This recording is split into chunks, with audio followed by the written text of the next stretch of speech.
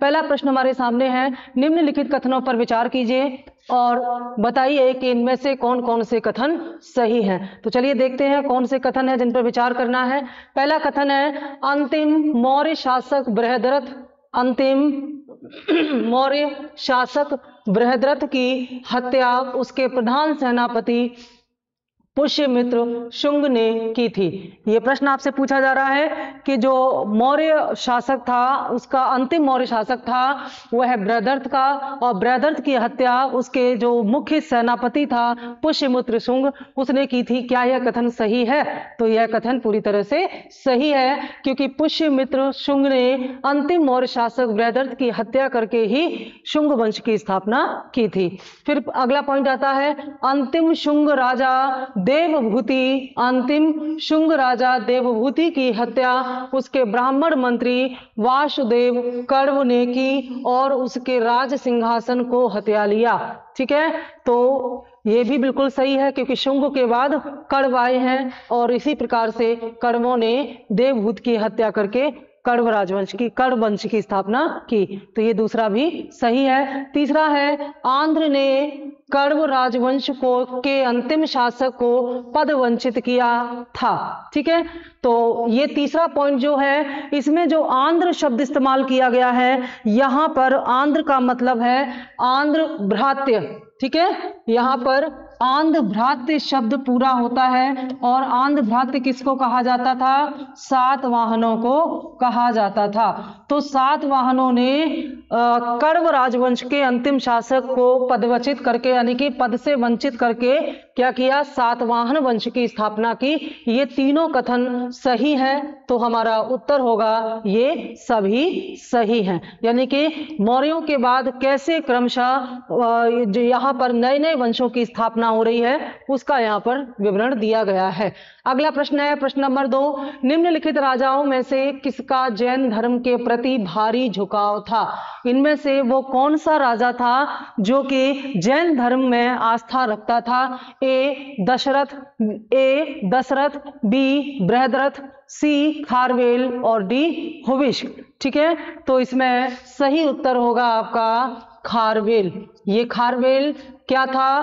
कलिंग का राजा था। ठीक है, कलिंग नरेश। और कलिंग नरेश खारवेल जो है ये जैन था। ये कैसे पता चलता है? तो इसका जो खारवेल अभिलेख है, खारवेल, ठीक है, खारवेल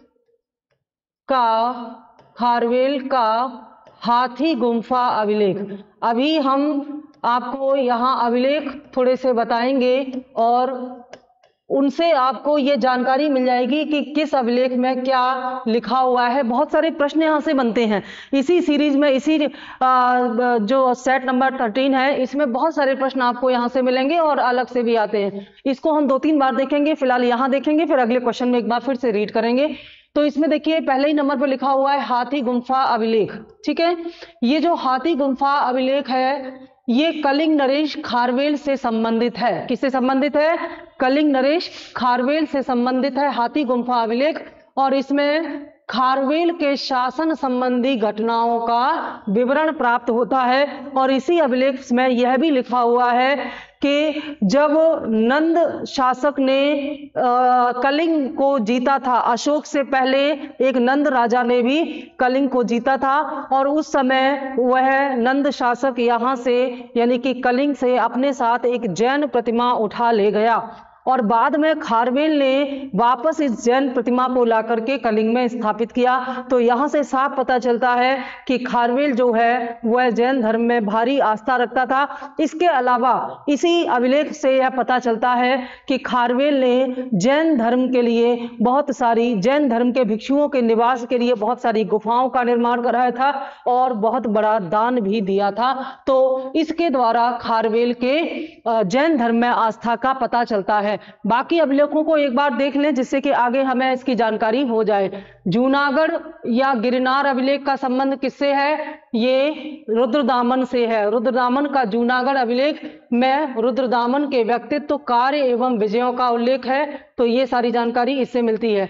नासिक अभिलेख किससे संबंधित है? नासिक अभिलेख जो है गौतमी पुत्र सातकर्णी से संबंधित है और इसमें गौतमी पुत्र सातकर्णी की उपलब्धियों का विवरण है। प्रयाग प्रशस्ति का संबंध समुद्रगुप्त की विजय गाथा से है। इसमें समुद्रगुप्त की विजय गाथा लिखी गई है।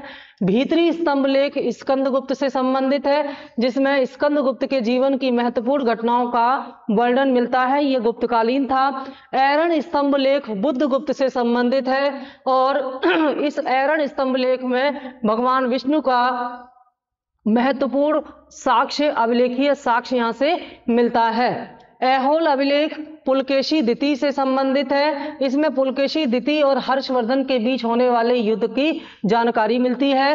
मंदसौर का जो अभिलेख है यह मालवा नरेश यशोवर्मन से संबंधित है और इसमें यशोवर्मन की सैनिक उपलब्धियों का वर्णन किया गया है। देवपाड़ा अभिलेख का संबंध विजयसेन से है और इसमें बंगाल के सैन्य वंश के शासकों का उल्लेख मिलता है। ग्वालियर प्रशस्ति प्रतिहार शासक मिहिर भोज से संबंधित है। प्रशस्ति क्या होती हैं? किसी राजा की प्रशंसा में लिखे गए जो लेख होते हैं उन्हें प्रशस्ति कहते हैं। तो ग्वालियर प्रशस्ति प्रतिहार शासक मिहिर भोज के संबंध में जानकारी मिलती है और मिहिर भोज आप जानते हैं कि बहुत महत्वपूर्ण राजा था, आगे प्रतिहार राजा था ये, आगे इसके बारे में बताया जाएगा। गरुड़ स्तंभ लेख जो है कहाँ से मिला है? बेसनगर से। गरुड़ स्तंभ लेख या बेसनगर का गरुड़ स्तंभ लेख ये यवन राजदूत हेलियोडोरस से संबंधित है और इसमें दूसरी शताब्दी ईसा पूर्व के मध्य में भारत में भागवत धर्म होने का प्रमाण मिलता है। तो ये महत्वपूर्ण जो हमारे अभिलेख हैं इसको जान लीजिए, क्योंकि यहाँ से जब आगे प्रश्न बनेंगे तो आप उनका उत्तर दे पाएंगे। तो ये जो प्रश्न नंबर 2 था हमारा, खारवेल जो है ये जैन धर्म में आस्था रखता था। ठीक है, आगे अगला प्रश्न, पहला ईरानी शासक जिसने भारत के कुछ भागों को अपने अधीन किया था वह कौन था? ए साइरस, बी कैम्बिसिस, सी डेरियस प्रथम और डी सहर्ष। आपसे पूछा जा रहा है कि वह पहला ईरानी शासक बताइए जिसने भारत के कुछ भागों को अपने नियंत्रण में या अधीन कर लिया था। तो उसका नाम है सी डेरियस प्रथम। ठीक है, इसने कुछ पंजाब के कुछ क्षेत्रों को अपने नियंत्रण में कर लिया था और वहीं पर सियालकोट में, ठीक है, सियालकोट का एक अन्य नाम है साकल। ठीक है, तो यहाँ पर अपना राजधानी बना करके पूरे सत्ता को अपने नियंत्रण में उस क्षेत्र की किया। तो पंजाब के एक क्षेत्र को पहली बार जीतने वाला था ये पहला ईरानी शासक था डेरियस प्रथम। ठीक है, अगला प्रश्न, ईसा पूर्व दूसरी शताब्दी के आरंभ में उत्तरी अफगानिस्तान में स्थापित भारतीय यूनानी राज्य कौन सा था? ठीक है, ईसा पूर्व दूसरी शताब्दी पूछा है। ईसा पूर्व दूसरी शताब्दी में के आरंभ में उत्तरी अफगानिस्तान में स्थापित भारतीय यूनानी राज्य कौन सा था? देखिए, आपने देखा था कि जब चंद्रगुप्त मौर्य का साम्राज्य स्थापित हुआ तो चंद्रगुप्त मौर्य ने यूनानी राजदूत जो है उस यूनानी राजदूत सेल्यूकस निकेटर को परास्त किया और उसके बाद उन दोनों के बीच में जो संधि हुई उसके उपरांत चंद्रगुप्त मौर्य को पश्चिमोत्तर प्रांत में अफगानिस्तान तक के बहुत महत्वपूर्ण क्षेत्र प्राप्त हुए जो उस समय मौर्य साम्राज्य का हिस्सा बने। तो उसके बाद जो है यूनानी राज्य यहाँ पर स्थापित हुआ, भारतीय यूनानी राज्य यानी कि इंडो ग्रीक यानी कि भारतीय यूनानी राज्य स्थापित करने की जो यहाँ पर प्रक्रिया शुरू हुई वो बैक्ट्रिया से हुई। तो बैक्ट्रिया ही वह जगह थी जहां पर भारतीय यूनानी राज्य स्थापित हुआ ईसा पूर्व दूसरी शताब्दी में। ठीक है, तो इसका उत्तर हो जाएगा ए। अगला प्रश्न है हमारा, बौद्ध ग्रंथ मिलिंद पन्हों, ये प्रश्न बहुत ज्यादा पूछा जाता है। बौद्ध ग्रंथ मिलिंद पन्हों किस हिंद यवन शासक पर प्रकाश डालता है? ठीक है, तो मिलिंद पन्हों का सीधा संबंध है मिनांडर से और यहां पर एक बौद्ध भिक्षु नागसेन, ठीक है, बौद्ध भिक्षु नागसेन और मिनांडर जो कि हिंद यवन शासक था, राजा था, इंडो ग्रीक राजा था मिनांडर। तो नागसेन और मिनांडर के बीच में बौद्ध धर्म से संबंधित जो वार्ता हुई है उसकी पूरी कहानी इसमें दी गई है। और मिनांडर को नागसेन ने ही बौद्ध धर्म में दीक्षित भी किया था। तो नागसेन और मिनांडर के बीच में बुद्ध के दर्शन और बौद्ध धर्म से संबंधित जो वार्ता हुई है उसी को मिलिंद पन्हो में उसकी रचना की गई है। मिलिंद पन्हो नामक पुस्तक में इस पूरी वार्ता को विस्तार से बताया गया है। तो इस बौद्ध भिक्षु ने मिनांडर को बौद्ध धर्म में क्या किया था, दीक्षित भी किया था। और कौन था ये मिनांडर? ये हिंद यवन इंडो ग्रीक राजा था। ठीक है, इंडो ग्रीक राजा इसे क्यों कहते हैं? क्योंकि ये यूनान से आए और ये बैक्ट्रिया से एक्चुअली आए और फिर इन्होंने भारत में ही अपने जो सीमांत प्रांत थे, पश्चिमोत्तर प्रांत, वहां पर धीरे धीरे अपना राज्य स्थापित किया, फिर आगे बढ़े।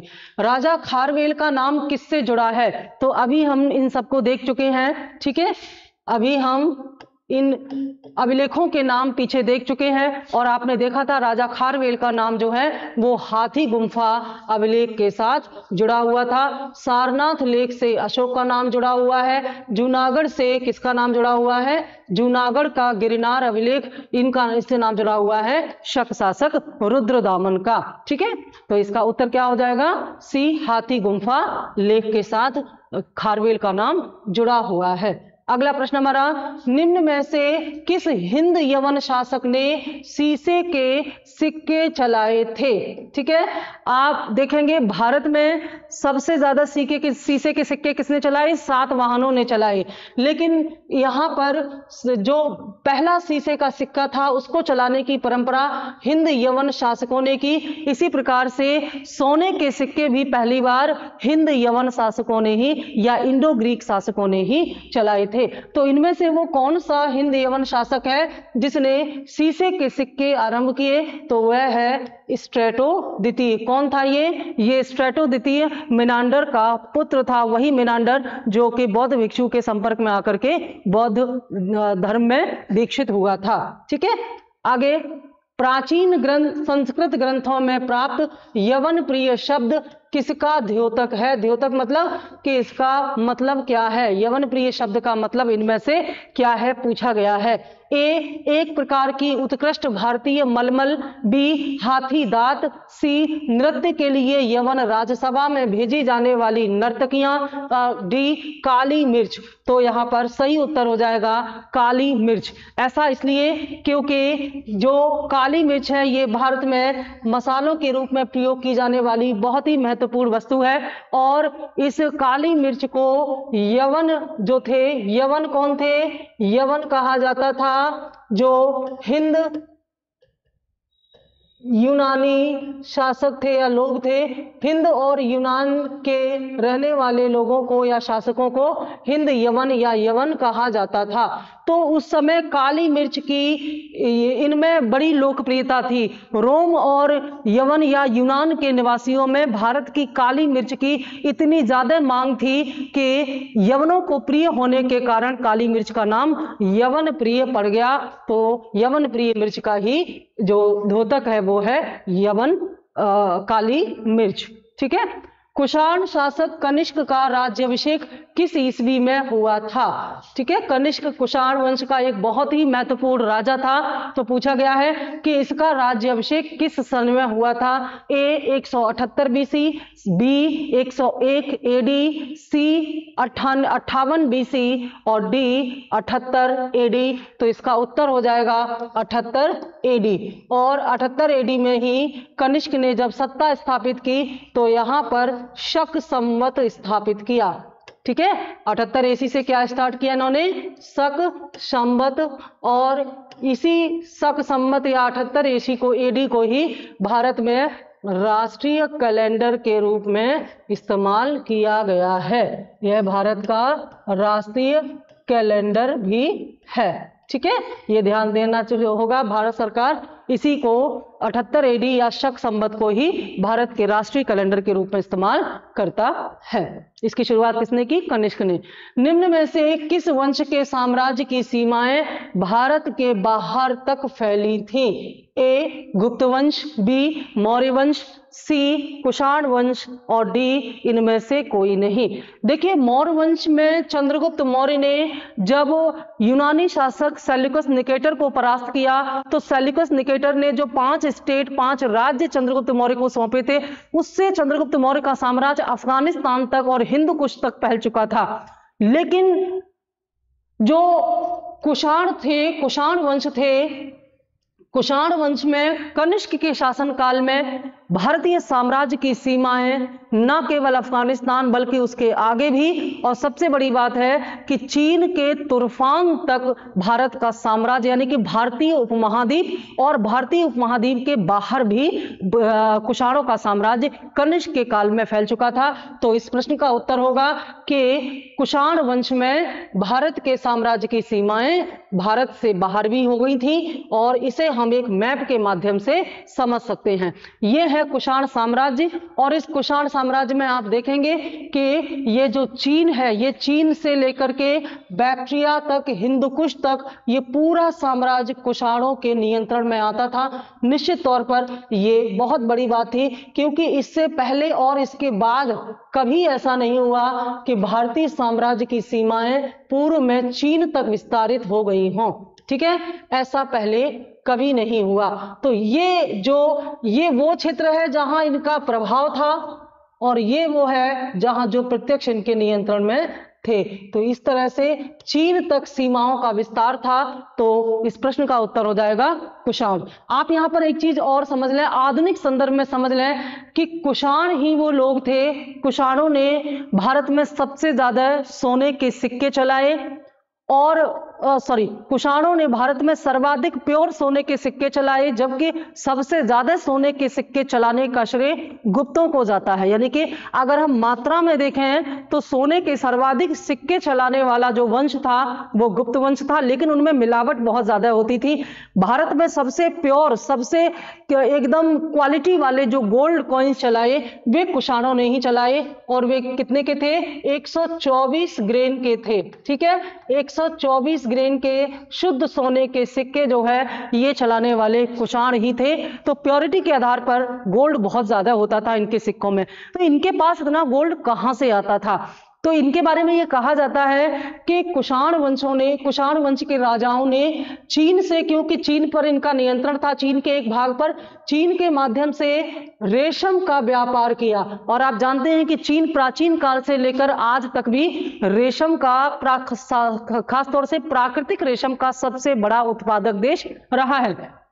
तो कुषाणों ने चीन से इस रेशम को लेकर के मध्यस्थ के रूप में व्यापार किया और यूरोप तक इसका व्यापार किया। इसीलिए जो रेशम मार्ग है वो चीन के माध्यम से यहां तक जाता है, और फिर अन्य जो व्यापारी थे वो इससे समुद्री मार्ग द्वारा व्यापार करते थे। तो चीन से रेशम का जो व्यापार होता था, कुषाणों ने उसमें मध्यस्थ की भूमिका निभाई, यानी कि चीन से रेशम लेकर के फिर उसे यूरोप, खासतौर से रोम के लिए निर्यात किया जाता था, और इसके बदले कुषाणों को रोम से, यूरोप से बड़ी मात्रा में गोल्ड मिलता था। तो ऐसा माना जाता है कि गोल्ड की मात्रा अधिक होना और गोल्ड के प्योर सिक्के चलाने के पीछे कहीं ना कहीं इनका यह उन्नत व्यापार था, और इसी को रेशम मार्ग के नाम से जाना जाता है, सिल्क रूट जिसको कहते हैं, क्योंकि इस रास्ते से सिल्क का व्यापार होता था, रेशम का व्यापार होता था, इसलिए इसे सिल्क रूट कहते हैं। और यूरोप में, रोम में इतनी ज्यादा डिमांड थी इस सिल्क की कि वह बाद में वहां के शासकों को, रोम के शासकों को भारत और उनके बीच में होने वाले इस रेशम के व्यापार को रोकना पड़ा, क्योंकि उन्होंने ये कहा कि इसकी वजह से यूरोप में, रोम में विलासिता बढ़ती जा रही है, और क्रेजीनेस यहां तक थी कि वहां की महिलाएं भारत के अलावा किसी और देश का रेशम इस्तेमाल नहीं करती थी। तो उन्होंने कहा कि हमारा सारा सोना जो है वो भारत में चला जा रहा है, इसलिए इस व्यापार को रोका जाए। तो इसलिए कुषाणों के पास इतना सोना था। भारत में पहली बार सोने के सिक्के चलाने वाले पहले शासक थे, वे कौन थे? वे थे इंडो ग्रीक। लेकिन नियमित रूप से सोने के सिक्के चलाने की शुरुआत किसने की? इसमें कुषाण शासक बिम कडफिसस का नाम आता है। कुषाण शासक विम कडफिसस ने भारत में नियमित रूप से सोने के सिक्के चलाने का आरंभ किया और सोने के सिक्कों की प्योरिटी सबसे ज्यादा थी कनिष्क के शासन काल में। याद रखिएगा, मात्रा सबसे ज्यादा गुप्तों में थी। ठीक है, तो एंशियंट पीरियड में चाइना के माध्यम से, चाइना से सिल्क लेकर के किस तरह से ये जो कुषाण वंश के राजा थे ये रोम के साथ रेशम का व्यापार करते थे। जिस रास्ते से ये व्यापार होता था उस रास्ते को बोलते थे सिल्क रूट, और इसी पुराने प्राचीन सिल्क रूट को रीजनरेट करने के लिए चाइना ने एक अपनी महत्वाकांक्षी योजना शुरू की है जिसे ओबोर कहते हैं, वन बेल्ट वन रोड या belt and road initiative, BRI। ये जो प्रोजेक्ट है चाइना के, वास्तव में चाइना इनके द्वारा प्राचीन रेशम मार्ग को रीओपन करना चाहता है, क्योंकि इसके द्वारा चाइना सीधे यूरोप से स्थल मार्ग से जुड़ जाएगा और यहां से चाइना को अंतर्राष्ट्रीय व्यापार में बहुत ही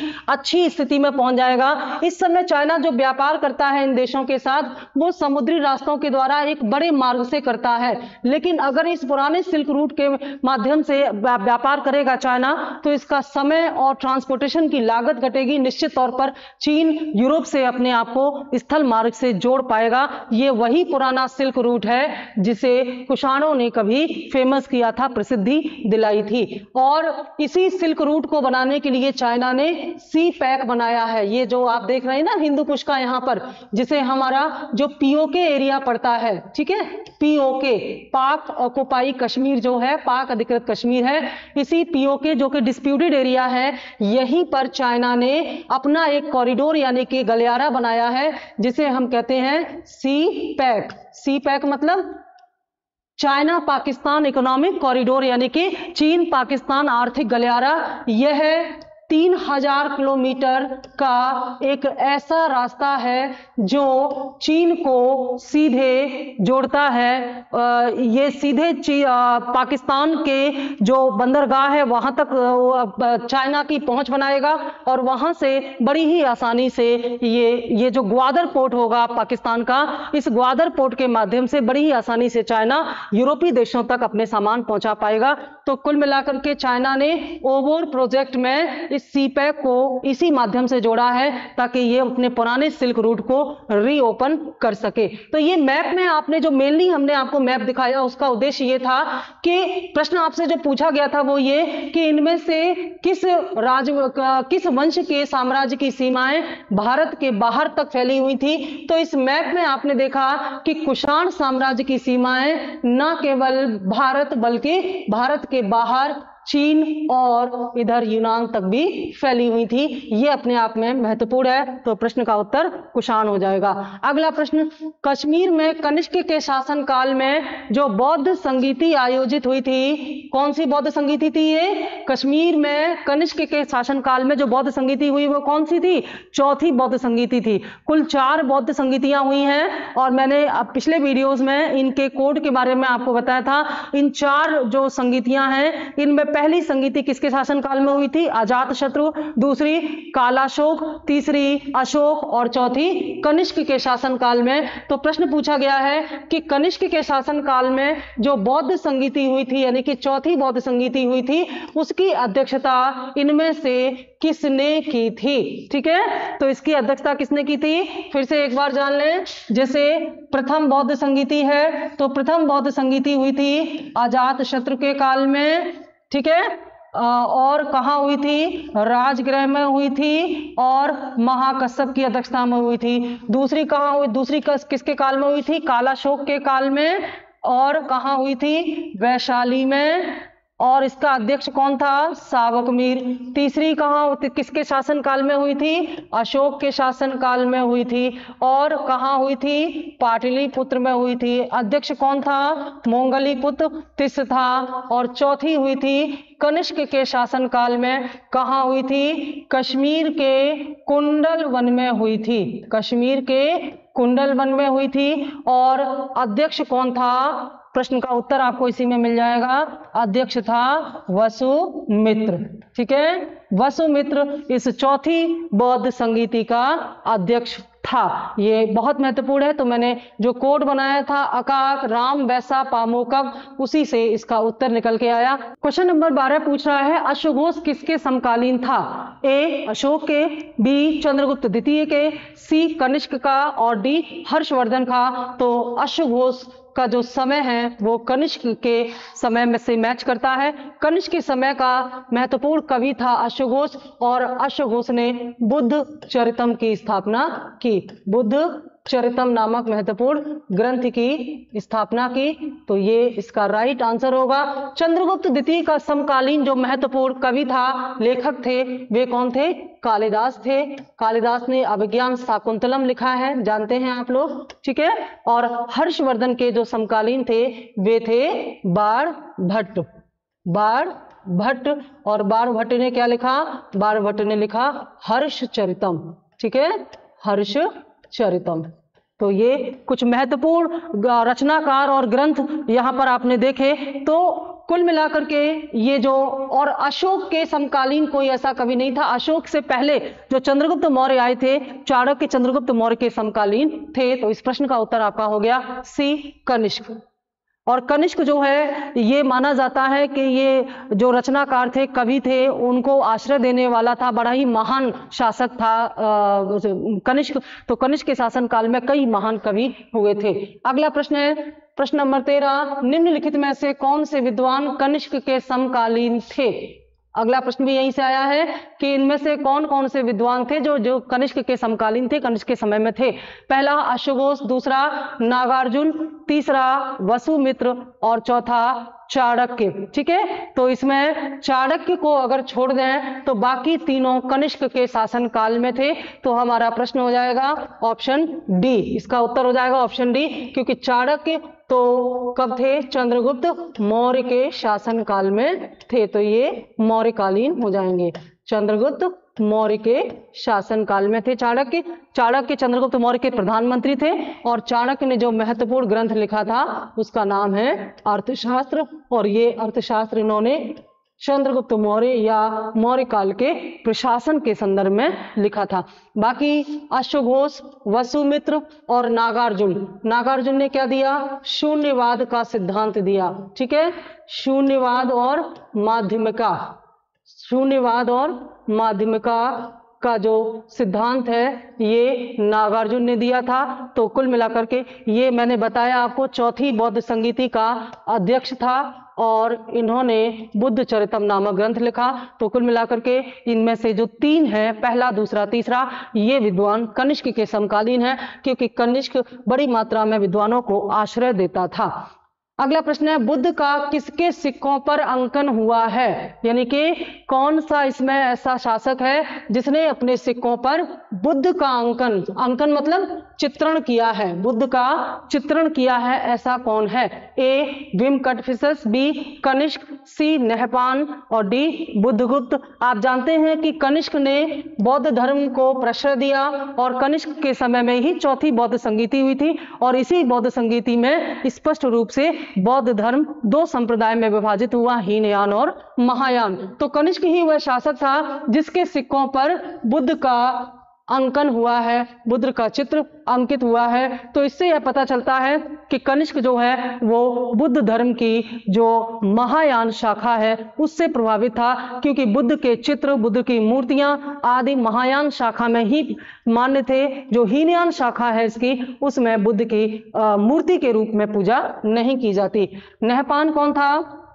नहपान एक शक था, बुद्धगुप्त गुप्त शासक था, और विम कटफिसस एक कुषाण शासक था जिसने सोने के सिक्के नियमित रूप से चलाए थे। ठीक है, अगला प्रश्न, प्राचीन भारत के निम्न में से किस एक ने नियमित रूप से सोने के सिक्के चलाए? ये प्रश्न अभी अभी मैंने आपको बताया। तो किसने चलाए? कुषाणों ने। कुषाण ही वो शासक थे जिन्होंने पहली बार नियमित रूप से सोने के सिक्के, नियमित रूप से, देखिए अगर आता कि पहले बार सोने के सिक्के किसने चलाए तो हिंद यवन शासक हो जाते, लेकिन नियमित रूप से सोने के, जैसे हिंद यवन शासकों ने एक आध सिक्का ढलवा दिया, लेकिन नियमित रूप से इसका संचालन जो है वो कुषाणों ने किया है, और वो कुषाण राजा है विम कडफिसस। ठीक है, विम कडफिसस ने इसको नियमित रूप से चलाया था। और कुषाणों में वो राजा कौन सा है जिसने सबसे ज्यादा प्योर सोने के सिक्के चलाए? तो वो कनिष्क है। ठीक है, आगे देखें, उत्तरी तथा उत्तरी पश्चिमी भारत में सर्वाधिक संख्या में तांबे के सिक्कों को जारी किया गया था। किसके द्वारा? ए इंडो ग्रीक के द्वारा, बी कुषाणों के द्वारा, सी शकों के द्वारा और डी प्रतिहारों के द्वारा। यहां भी दो तरह की चीजें, तथ्य निकल के आते हैं कि तांबे के सिक्कों का प्रचलन, तांबे के सिक्कों को पहली बार, यानी कि पहले शुरुआत में तांबे के सिक्के तो इंडो ग्रीक हो जाएगा, लेकिन पूछा है कि सर्वाधिक संख्या में, बड़ी मात्रा में, तो कुषाण हो जाएगा। तो प्रश्न में इस बात को आप ध्यान रखेंगे कि क्या पूछा गया है, तो यहां सर्वाधिक मात्रा में पूछा गया है। तो 2 पॉइंट एक साथ देख लें, सबसे ज्यादा तांबे के सिक्के कुषाणों ने चलाए, जबकि सबसे ज्यादा सोने के सिक्के गुप्तों ने चलाए। ठीक है, पहला तांबे का सिक्का और पहला सोने का सिक्का जो है वो हिंद यवन शासकों ने चलाया, लेकिन बड़ी मात्रा में तांबे के सिक्के और प्योर सोने के सिक्के कुषाणों ने चलाए। ये कुछ मिले जुले से फैक्ट हैं, और इसीलिए हम जो आपकी कंटेंट वाली क्लास लेके आ रहे हैं उनमें फैक्ट बेस्ड, क्योंकि इतिहास में फैक्ट बहुत इंपॉर्टेंट होते हैं। हम जब उन्हें पूरी किताब में पढ़ते हैं तो किताब का जो स्टोरी है वो तो हमें समझ में आ जाता है, लेकिन फैक्ट कहीं ना कहीं उसमें खो जाता है। तो हम आपके लिए इस पूरे सिलेबस से फैक्ट लेकर के आएंगे, हर चैप्टर के महत्वपूर्ण तथ्य लेकर के आएंगे एक एक लाइन के, और उसके साथ साथ ग्राफ भी लेकर के आएंगे, चार्ट भी लेके आएंगे, जिन्हें बहुत ही कम समय में, यानी कि एक तरह से आपके सिलेबस की हर एक चैप्टर की समरी या संक्षिप्त विवरण हो जाएगा।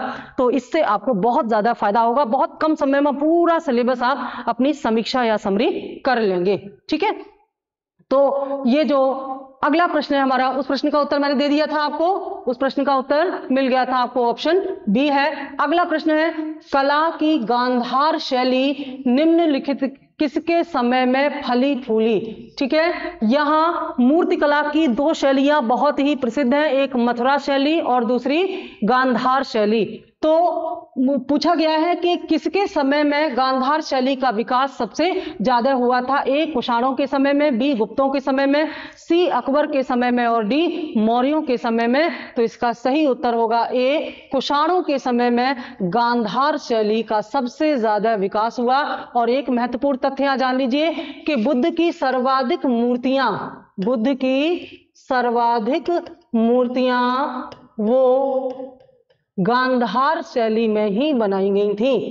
सर्वाधिक मूर्तियां गांधार शैली में बनाई गई थी, जबकि बुद्ध की पहली मूर्ति जो है वो मथुरा शैली में बनाई गई थी। लेकिन सबसे ज्यादा मूर्तियां अगर पूछा जाए तो वो गांधार शैली में बनाई गई थी, और गांधार शैली का सबसे ज्यादा विकास कुषाणों के समय में हुआ था। और ये गांधार शैली हिंद और यवन प्रभाव से थी, इस पर यूनानी प्रभाव था। ठीक है, इस समय तक महायान संप्रदाय स्पष्ट रूप से आ चुका था, और बुद्ध स्वयं मूर्ति पूजा का समर्थन नहीं करते थे, लेकिन बौद्ध धर्म की एक शाखा महायान ने बुद्ध को की ही मूर्ति बना करके पूजा। और एक प्रश्न पीछे हम लोगों ने डिस्कस किया था कि भारत में वह पहले मानव जिनकी मूर्ति बना करके पूजा गया वे बुद्ध ही थे, क्योंकि बुद्ध से पहले जो मूर्तियां पूजी जाती थी वे मानव की नहीं होती थी बल्कि देवताओं की होती थी। और ऐसे देवता, जो सबसे प्राचीन देवता जिनकी मूर्ति बना के पूजा गया, वे शिव पाशुपति थे या पाशुपति शिव थे। सिंधुकालीन उनकी प्राचीनता जाती है। तो इस प्रश्न का उत्तर क्या हो गया? ए। अगला प्रश्न, गांधार कला शैली एक संश्लेषण है। ठीक है, किस संश्लेषण मतलब किसके मिश्रित स्वरूप है? ए भारतीय तथा फारसी, बी भारतीय तथा चीनी कला, सी भारतीय तथा तुर्की अफगानी कला और डी भारतीय तथा यूनानी कला। तो मैंने बताया कि इंडो ग्रीक कला का मिश्रण है गांधार कला शैली। ठीक है, और ये यूनानियों का प्रभाव था भारतीय कला पर। ठीक है, नेक्स्ट क्वेश्चन, प्राचीन काल में भारत पर आक्रमणों के संदर्भ में निम्न में से कौन सा एक सही कालानुक्रम है? जो मौर्योत्तर काल में जो भारत में आक्रमण हुए थे उनका क्रम पूछा गया है। ए यूनानी, शक, कुषाण, बी यूनानी, कुषाण, शक, सी शक, यूनानी, कुषाण, और डी शक, कुषाण, यूनानी। तो आपका सही सीक्वेंस होगा ए यूनानी, शक और कुषाण। इस क्रम में जो आक्रमण थे, बाह्य आक्रमण थे भारत में, वे आए। और ये मौर्योत्तर काल राजनीतिक दृष्टि से बड़ा ही अस्थिर रहा था। उसके बाद फिर इसमें स्थिरता आई जब गुप्तों ने अपना साम्राज्य स्थापित किया था। लास्ट प्रश्न है हमारा, भागवत धर्म का ज्ञात पहला अभिलेखीय साक्ष्य क्या है? हमने अभी अभी तमाम जो अभिलेखों का चार्ट पढ़ा था उनमें से एक अभिलेख इसी के आंसर से संबंधित भी था। अगर आपने ध्यान दिया होगा तो इसका आंसर बता सकते हैं। तो पूछा गया है कि कौन सा एक ऐसा अभिलेख है जिसमें भागवत धर्म का पहला लिखित साक्ष्य मिलता है? ए समुद्रगुप्त की प्रयाग प्रशस्ति, बी गौतमी बलश्री का नासिक अभिलेख, सी बेस नगर का गरुड़ अभिलेख, और डी धनदेव का अयोध्या अभिलेख। तो इसका सही उत्तर होगा सी बेस नगर का गरुड़ स्तंभ लेख। यह हेलियोडोरस द्वारा बनाया गया था, हेलियोडोरस। ठीक है, हेलियोडोरस कौन था? हेलियोडोरस एक यवन शासक एंटियालकिस का राजदूत था। ठीक है, ये राजदूत था और ये शुंग शासकों के काल में आया था और इसने विदिशा की यात्रा की। तो वहीं पर ये भागवत धर्म से प्रभावित हुआ और बेस नगर या विदिशा के बेस नगर में इस हेलियोडोरस ने एक गरुड़ स्तंभ स्थापित कराया। ठीक है, और गरुड़ का संबंध किससे है? गरुड़ का संबंध है विष्णु से। और विष्णु कौन है? विष्णु किस धर्म में पूजने वाले प्रमुख देवता हैं? ये है भागवत धर्म। ठीक है, तो भागवत धर्म का पहला अभिलेखीय साक्ष्य यह बेस नगर का गरुड़ स्तंभ माना जाता है।